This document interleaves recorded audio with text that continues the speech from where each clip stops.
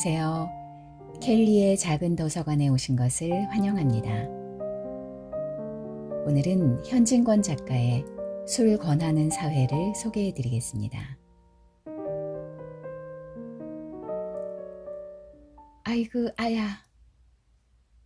홀로 바느질을 하고 있던 아내는 얼굴을 살짝 찌푸리고 가늘고 날카로운 소리로 부르짖었다. 바늘 끝이 왼손 엄지손가락 손톱 밑을 찔렀습니다. 그 손가락은 가늘게 떨고 하얀 손톱 밑으로 앵두빛 같은 피가 비친다. 그것을 볼 사이도 없이 아내는 얼른 바늘을 빼고 다른 손 엄지손가락으로 그 상처를 누르고 있다. 그러면서 하던 일가지를 팔꿈치로 고이고이 밀어 내려놓았다. 이윽고 눌렀던 손을 떼어보았다. 그 언저리는 이제 다시 피가 안이 나려는 것처럼 혈색이 없다. 하더니 그 희던 꺼풀 밑에 다시금 꽃물이 차츰차츰 밀려온다. 보일 듯 말 듯한 그 상처로부터 좁쌀낫 같은 핏방울이 송송 솟는다. 또 안이 누를 수 없다. 이만하면 그 구멍이 아물었으려니 하고 손을 떼면 또 얼마 안이 되어 피가 비치어 나온다. 이제 헝겊 오락지로 쳐매는 수밖에 없다. 그 상처를 누른 채 그는 바느질고리에 눈을 주었다. 거기 쓸만한 오락지는 실패 밑에 있다. 그 실패를 밀어내고 그 오락지를 두 새끼손가락 사이에 집어 올리려고 한동안 애를 썼다. 그 오락지는 마치 풀로 붙여둔 것 같이 고리 밑에 착 달라붙어 세상 짚혀지지 않는다. 그 두 손가락은 헛되이 그 오락지 위를 극적거리고 있을 뿐이다. 왜 잡혀지지를 않아? 그는 마침내 울듯이 부르짖었다. 그리고 그것을 집어줄 사람이 없나 하는 듯이 방 안을 둘러보았다. 방 안은 텅 비어 있었다. 어느 니 하나 없다. 호젓한 허영만 그를 휩싸고 있다. 바깥도 죽은 듯이 고요하다. 시시로 퐁퐁 하고 떨어지는 수도의 물방울 소리가 쓸쓸하게 들릴 뿐 문득 전등불이 광채를 더하는 듯 하였다. 벽상에 걸린 괴종의 거울이 번들하며 세로 한 점을 가리키는 시침이 위협하는 듯이 그의 눈을 쏜다. 그의 남편은 그때껏 돌아오지 않았었다. 아내가 되고 남편이 된 지는 벌써 오랜 일이다. 어느덧 7, 8년이 지났으리라. 하건만 같이 있어 본 날을 헤아리면 단 1년이 될락말락한다. 막 그의 남편이 서울서 중학을 마쳤을 때 그와 결혼하였고 그러자마자 고만 동경에 유학을 한 까닭이다. 거기서 대학까지 졸업을 하였다. 이 길고 긴 세월에 아내는 얼마나 괴로웠으며 외로웠으랴. 봄이면 봄, 겨울이면 겨울, 웃는 꽃을 한숨으로 맞았고 얼음 같은 베개를 뜨거운 눈물로 데웠다. 몸이 아플 때, 마음이 쓸쓸할 때 얼마나 그가 그리웠으랴. 하건만 아내는 이 모든 고생을 이를 악물고 참았었다. 참을 뿐이 아니라 달게 받았었다. 그것은 남편이 돌아오기만 하면 하는 생각이 그에게 위로를 주고 용기를 준 까닭이었다. 남편이 동경에서 무엇을 하고 있나? 공부를 하고 있다. 공부가 무엇인가? 자세히 모른다. 또 알려고 애쓸 필요도 없다. 어찌하였든지 이 세상에서 제일 좋고 제일 귀한 무엇이라 한다. 마치 옛날 이야기에 있는 도깨비의 부자방망이 같은 것이려니 한다. 돈 나오라면 돈 나오고 밥 나오라면 밥 나오고 돈 나오라면 돈 나오고 저 하고 싶은 무엇이든지 청해서 아니 되는 것이 없는 무엇을 동경에서 얻어가지고 나오려니 하였었다. 가끔 놀러오는 친척들이 비단 옷 입은 것과 금지환 낀 것을 볼 때 그 당장엔 마음 그득이 부러워도 하였지만 나중에 남편만 돌아오면 하고 그것에 경멸하는 시선을 던지었다. 남편이 돌아왔다. 한 달이 지나가고 두 달이 지나간다. 남편의 하는 행동이 자기의 기대하던 바와 조금 배치되는 듯 하였다. 공부 아니한 사람보다 조금도 다른 것이 없었다. 아니다. 다르다면 다른 점도 있다. 남은 돈벌이를 하는데 그의 남편은 도리어 집안 돈을 쓴다. 그러면서도 어딘지 분주히 돌아다닌다. 집에 들면 정신없이 무슨 책을 보기도 하고 또는 밤새도록 무엇을 쓰기도 하였다. 저러는 것이 참말 부자방망이를 만드는 것인가 보다. 아내는 스스로 이렇게 해석한다. 또 두어 달이 지났다. 남편이 하는 일은 늘 한 모양이었다. 한 가지 더한 것은 때때로 깊은 한숨을 쉬는 것뿐이었다. 그리고 무슨 근심이 있는 듯 얼굴을 펴지 않았다. 몸은 나날이 축이 나간다. 무슨 걱정이 있는고? 아내는 따라서 근심을 하게 되었다. 하고는 그 여인 것을 보충하려고 갖가지로 애를 썼다. 곧 될 수 있는 대로 그의 밥상에 맛난 반찬가지를 붙게 하고 또 고음 같은 것도 만들었다. 그런 보람도 없이 남편은 입맛이 없다 하며 그것을 잘 먹지도 않았다. 또 몇 달이 지나갔다.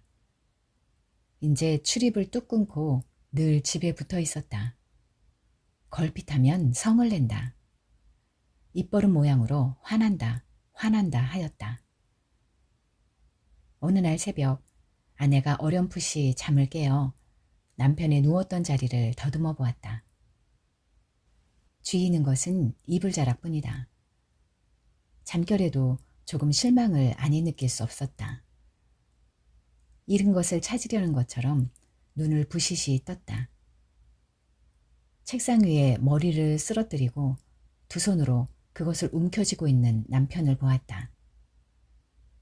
흐릿한 의식이 돌아옴에 따라 남편의 어깨가 덜썩덜썩 움직임도 깨달았다. 흑흑 느끼는 소리가 귀를 울린다. 아내는 정신을 바짝 차리었다. 불현듯이 몸을 일으켰다. 위윽고 아내의 손은 가볍게 남편의 등을 흔들며 목에 걸리고 나오지 않는 소리로 왜 이러고 계셔요? 라고 물어보았다. 남편은 아무 대답이 없다. 아내는 손으로 남편의 얼굴을 개어들려고 할 즈음 그것이 뜨뜻하게 눈물에 젖는 것을 깨달았다. 또 한 두어 달이 지났다. 처음처럼 다시 출입이 잦아졌다. 구역이 날 듯한 술 냄새가 밤늦게 돌아오는 남편의 입에서 나게 되었다. 그것은 요사이 일이다.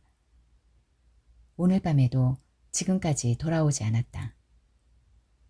초저녁부터 아내는 별별 생각을 다 하면서 남편을 고대고대 하고 있었다.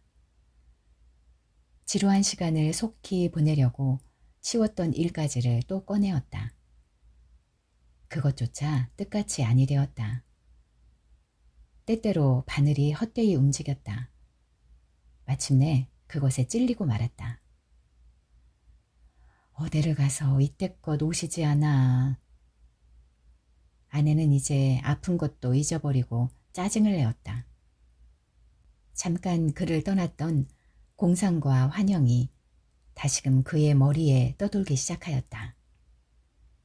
이상한 꽃을 수놓은 흰 보호 위에 맛난 요리를 담은 접시가 번쩍인다. 여러 친구와 술을 권커니 잡거니 하는 광경이 보인다. 그의 남편은 미친 듯이 껄껄 웃는다.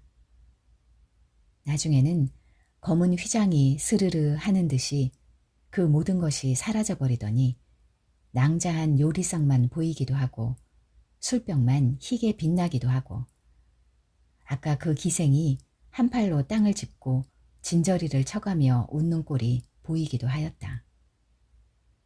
또한 남편이 길바닥에 쓰러져 우는 것도 보이었다.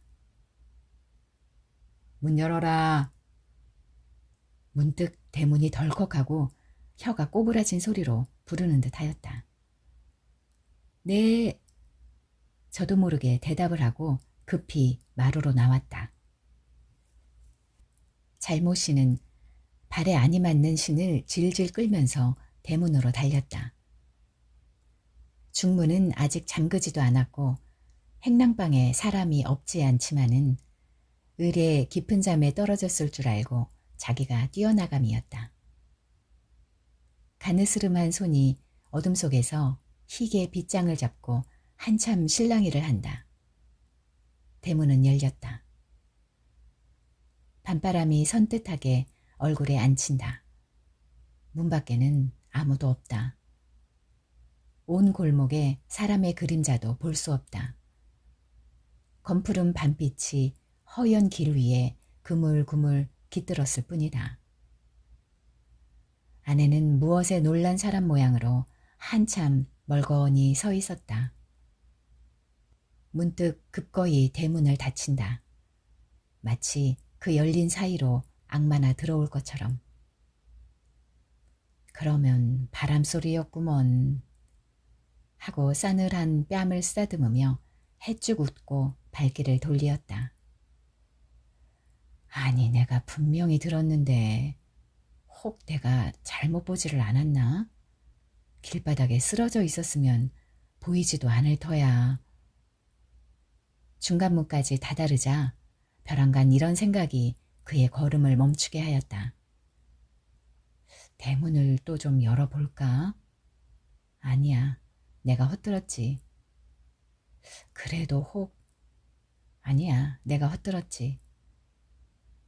망설이면서도 꿈꾸는 사람 모양으로 저도 모를 사이에 마루까지 올라왔다. 매우 기묘한 생각이 번개같이 그의 머리에 번쩍인다. 내가 문을 열었을 때 나 몰래 들어오지는 않았나? 과연 방 안에 무슨 소리가 나는 것 같았다. 확실히 사람의 기척이 있다. 어른에게 꾸중 모시러 가는 어린애처럼 조심조심 방문 앞에 왔다. 그리고 문간 아래로 손을 대며 하염없이 웃는다. 그것은 제 잘못을 용서해 주십사 하는 어린애 같은 웃음이었다. 조심조심 방문을 열었다. 이불이 어째 움직움직 하는 듯 하였다.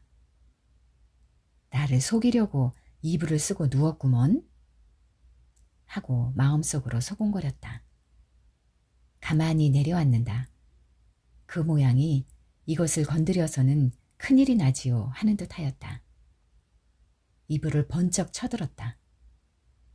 빈뇨가 하얗게 드러난다. 그제야 확실히 아니 온 줄 안 것처럼 아니 왔구먼 안 왔어 라고 울듯이 부르짖었다. 남편이 돌아오기는 새로 2점이 훨씬 지난 뒤였다. 무엇이 털썩하는 소리가 들리고 잇따라 아씨 아씨 라고 부르는 소리가 귀를 때릴 때에야 아내는 비로소 아직도 앉았을 자기가 이불 위에 쓰러져 있음을 깨달았다. 기실 잠기 어두운 할멈이 대문을 열었으리만큼 아내는 깜빡 잠이 깊이 들었었다. 하건만 그는 몽경에서 방황하는 정신을 당장에 수습하였다. 두어 번 얼굴을 쓰다듬자마자 불현듯 밖으로 나왔다. 남편은 한 다리를 마루 끝에 걸치고 한 팔을 베고 옆으로 누워있다. 숨소리가 시근시근한다. 막 구두를 벗기고 일어나 할멈은 검붉은 상을 찡그려 붙이며 어서 일어나 방으로 들어가세요 라고 한다.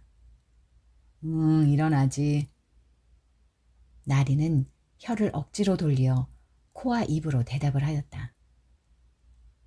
그래도 몸은 꿈쩍도 않는다. 도리어 그 개에게 풀린 눈을 자려는 것처럼 스르르 감는다. 아내는 눈만 비비고 서 있다. 어서 일어나셔요. 방으로 들어가시라니까. 이번에는 대답조차 아니한다. 그 대신 무엇을 잡으려는 것처럼 손을 내어줬더니 물, 냉수 좀 주어 라고 중얼거린다. 할멈은 얼른 물을 따라 이 취자의 코 밑에 놓았건만 그 사이에 벌써 아까 청을 잊은 것 같이 취한 이는 물을 먹으려고도 않는다. 왜 물을 안이 잡수셔요? 곁에서 할멈이 깨우쳤다. 먹지 먹어. 하고 그제야 주인은 한 팔을 짚고 고개를 든다. 한꺼번에 물 한 대접을 다 들이켜버렸다. 그러고는 또 쓰러진다. 에그 또 눕네.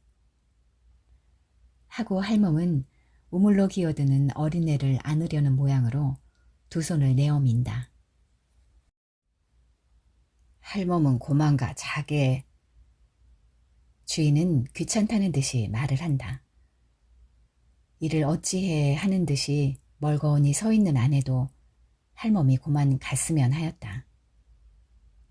남편을 붙들어 일으킬 생각이야 간절하였지만은 할멈이 보는데 어찌 그럴 수 없는 것 같았다. 혼인한 지가 7, 8년이 되었으니 그런 파수야 되었으련만 같이 있어 본 날을 꼽아보면 그는 아직 갓 시집 온 색시였다. 할멈은 가 자게 란 말이 목까지 올라왔지만 입술에서 사라지고 말았다. 마음 그윽히 할멈이 돌아가기만 기다릴 뿐이었다. 좀 이렇게 드려야지. 가기는커녕 이런 말을 하고 할멈은 선웃음을 치면서 마루로 부득부득 올라온다. 그 모양은 마치 주인 나리가 약주가 취하시거든 방에까지 모셔다 드려야 제 도리에 옳지요 하는 듯 하였다. 자. 할멈은 아씨를 보고 히히 웃어가며 나리의 등 밑으로 손을 넣는다. 왜 이래 내가 일어날 테야. 하고 몸을 움직이더니 정말 주인이 부스스 일어난다. 마루를 쾅쾅 눌러디디며 비틀비틀 곧 쓰러질 듯한 보조로 방문을 향하여 걸어간다. 와지끈하며 문을 열어젖히고는 방 안으로 들어간다. 아내도 뒤따라 들어왔다. 할멈은 중간 턱을 넘어설 채 몇 번 혀를 차고는 저갈대로 가버렸다. 벽에 엇비슷하게 기대어 있는 남편은 무엇을 생각하는 듯이 고개를 숙이고 있다. 그의 말라붙은 관자놀이에 펄떡이는 푸른 맥을 아내는 걱정스럽게 바라보면서 남편 곁으로 다가온다. 아내의 한 손은 양복 깃을, 또 한 손은 그 소매를 잡으며 화한 목성으로 자 벗으셔요 하였다. 남편은 문득 미끄러지는 듯이 벽을 타고 내려앉는다. 그의 쭉 뻗친 발끝에 이불자락이 저리로 밀려간다. 에그 왜 이리 하셔요. 벗자는 옷은 안 입어쓰시고. 그 서슬에 넘어질 뻔한 아내는 애달프게 부르짖었다. 그러면서도 같이 따라 앉는다. 그의 손은 또 옷을 잡았다. 옷이 구겨집니다. 제발 좀 벗으셔요. 라고 아내는 애원을 하며 옷을 벗기려고 애를 쓴다. 하나 취한 이의 등이 천근같이 벽에 척 들러붙었으니 벗겨질 리가 없다. 애를 쓰다 옷을 놓고 물러앉으며 원참 누가 술을 이처럼 권하였노? 라고 짜증을 낸다. 누가 권하였노? 흥. 남편은 그 말이 몹시 귀에 거슬리는 것처럼 곱씹는다. 그래, 누가 권했는지 마누라가 좀 알아내겠소? 하고 낄낄 웃는다. 그것은 절망의 가락을 띤 쓸쓸한 웃음이었다. 아내도 따라 방긋 웃고는 또 옷을 잡으며 자, 옷이나 먼저 벗으셔요. 이야기는 나중에 하지요. 오늘 밤에 잘 주무시면 내일 아침에 아르켜 드리지요. 무슨 말이야, 무슨 말이야. 왜 오늘 일을 내일로 미루어? 할 말이 있거든 지금 해. 지금 약주가 취하셨으니 내일 약주가 깨시거든 하시지요. 뭐? 약주가 취해서? 하고 고개를 절레절레 흔들며 천만에 누가 술에 취했단 말이오. 내가 공연히 이러지 정신은 말똥말똥하오. 꼭 이야기하기 좋을 만해. 무슨 말이든지 자. 글쎄 왜 못 잡수시는 약주를 잡수셔요. 그러면 몸에 축이 나지 않아요. 하고 아내는 남편의 이마에 흐르는 진땀을 씻는다. 이 취자는 머리를 흔들며 아니야 아니야 그런 말을 듣자는 것이 아니야 하고 아까 일을 추상하는 것처럼 말을 끊었다가 다시금 말을 이어 옳지 누가 나에게 술 권했단 말이오? 내가 술이 먹고 싶어서 먹었단 말이오? 자시고 싶어 잡수신 건 아니지요. 누가 당신께 약주를 권하는지 내가 알아낼까요? 저 첫째는 화증이 술을 권하고 둘째는 하이칼라가 약주를 권하지요. 아내는 살짝 웃는다. 내가 어지간히 알아맞혔지요? 하는 모양이었다. 남편은 고소한다. 틀렸소. 잘못 알았소. 화증이 술을 권하는 것도 아니고 하이칼라가 술을 권하는 것도 아니오. 나에게 술을 권하는 것은 따로 있어. 마누라가 내가 어떤 하이칼라한테나 홀려다니거나 그 하이칼라가 늘 내게 술을 권하거니 하고 근심을 했으면 그것은 헛걱정이지. 나에게 하이칼라는 아무 소용도 없소. 나의 소용은 술뿐이요. 술이 창자를 휘돌아 이것저것을 잊게 만드는 것을 나는 취할 뿐이요. 하더니 홀연 어조를 거쳐 감개무량하게 아, 유망한 머리를 알코올로 마비 아니 시킬 수 없게 하는 그것이 무엇이란 말이오.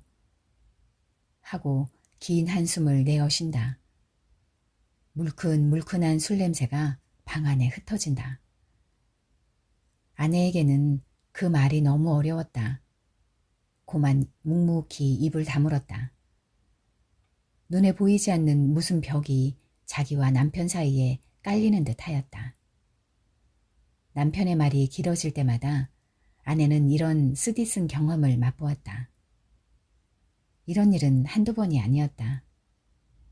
이윽고 남편은 기막힌 듯이 웃는다. 또 못 알아듣는군. 묻는 내가 그러지. 마누라야 그런 말을 알 수 있겠소. 내가 설명해 드리지.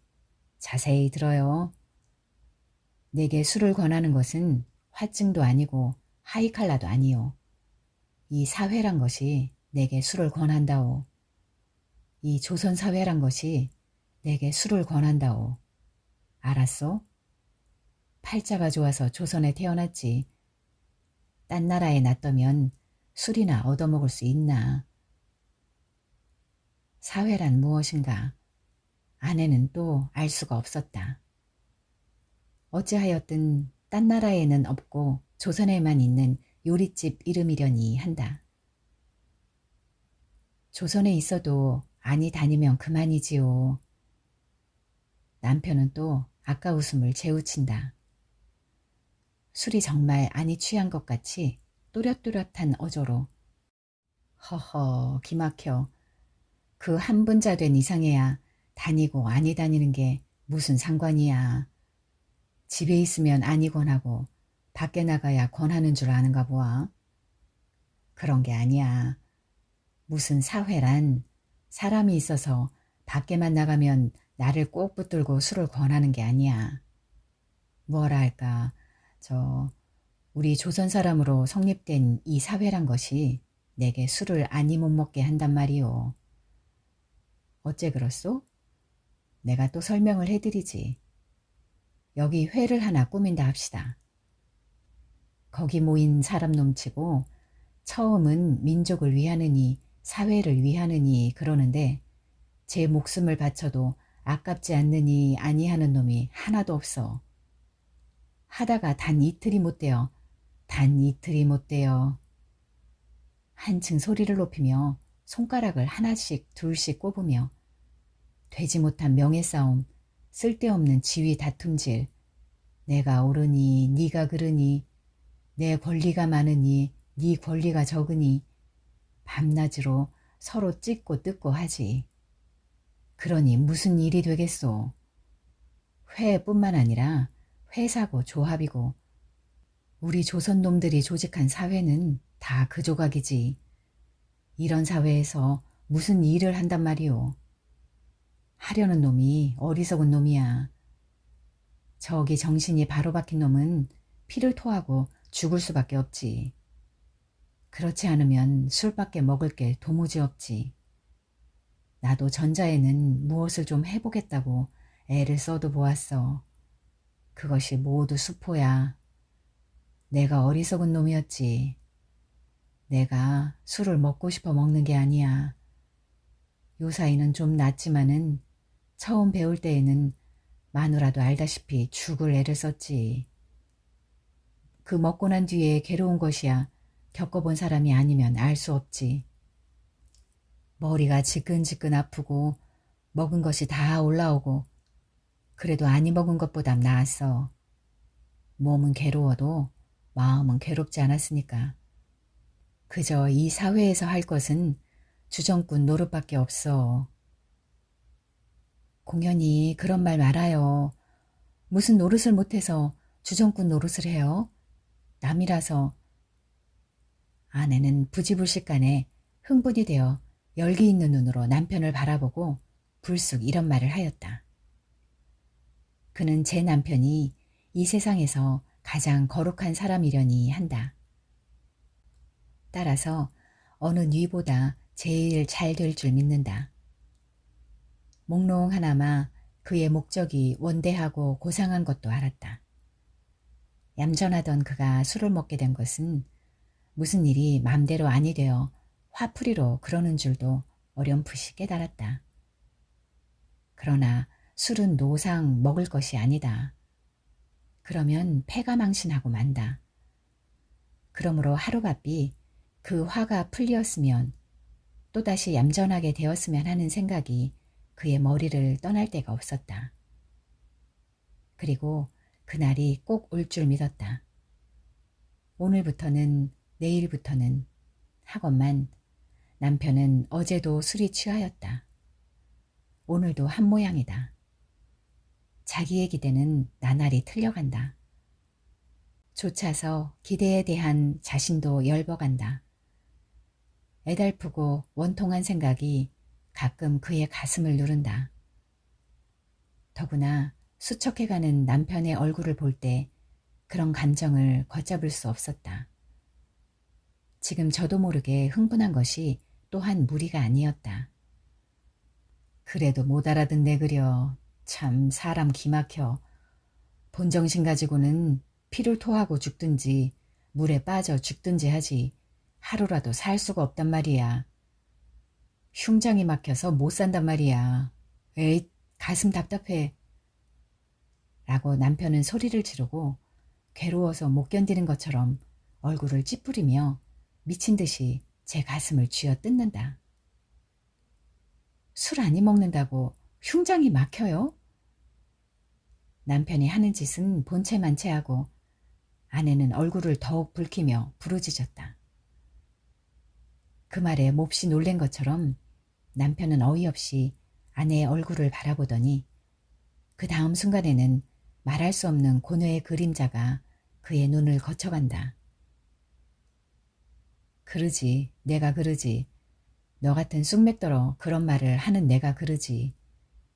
너한테 조금이라도 위로를 얻으려는 내가 그러지. 스스로 탄식한다. 아, 답답해. 문득 기막힌 듯이 외마디 소리를 치고는 벌떡 몸을 일으킨다. 방문을 열고 나가려 한다. 왜 내가 그런 말을 하였던고. 아내는 불시에 후회를 하였다. 남편의 저고리 뒷자락을 잡으며 안타까운 소리로 왜 어디로 가셔요? 이 밤중에 어디를 나가셔요? 내가 잘못하였습니다. 이제는 그런 말을 아니하겠습니다. 그러게 내일 아침에 말을 하자니까. 듣기 싫어. 놓아요. 하고 남편은 아내를 떠다 밀치고 밖으로 나간다. 비틀비틀 마루 끝까지 가서는 털썩 주저앉아 구두를 신기 시작한다. 에그, 왜 이리 하셔요. 이제 다시는 그런 말을 아니한데도. 아내는 뒤에서 구두 신으려는 남편의 팔을 잡으며 말을 하였다. 그의 손은 떨고 있었다. 그의 눈에는 단박에 눈물이 쏟아질 듯 하였다. 이건 왜 이래? 저리로 가. 배앓듯이 말을 하고 휙 뿌리친다. 남편의 발길이 뚜벅뚜벅 중문에 다다랐다. 어느덧 그 밖으로 사라졌다. 대문 빗장 소리가 덜컥 하고 난다. 마루 끝에 떨어진 아내는 헛되이 몇 번 할멈, 할멈 하고 불렀다. 고요한 밤 공기를 울리는 구두 소리는 점점 멀어간다. 발자취는 어느덧 골목 끝으로 사라져버렸다. 다시금 밤은 적적히 깊어간다. 가버렸구먼, 가버렸어. 그 구두 소리를 영구히 안이 잃으려는 것처럼 귀를 기울이고 있는 아내는 모든 것을 잃었다 하는 듯이 부르짖었다. 그 소리가 사라짐과 함께 자기의 마음도 사라지고 정신도 사라진 듯 하였다. 심신이 텅 비어진 듯 하였다. 그의 눈은 하염없이 검은 밤안개를 물끄러미 바라보고 있다. 그 사회란 독한 꼴을 그려보는 것 같이. 쏠쏠한 새벽바람이 싸늘하게 가슴에 부딪힌다. 그 부딪히는 서슬에 잠 못 자고 피곤한 몸이 부서질 듯이 지긋하였다. 죽은 사람에게서나 볼 수 있는 해쓱한 얼굴이 경련적으로 떨며 절망한 어조로 소곤거렸다. 그 몹쓸 사회가 왜 술을 권하는고.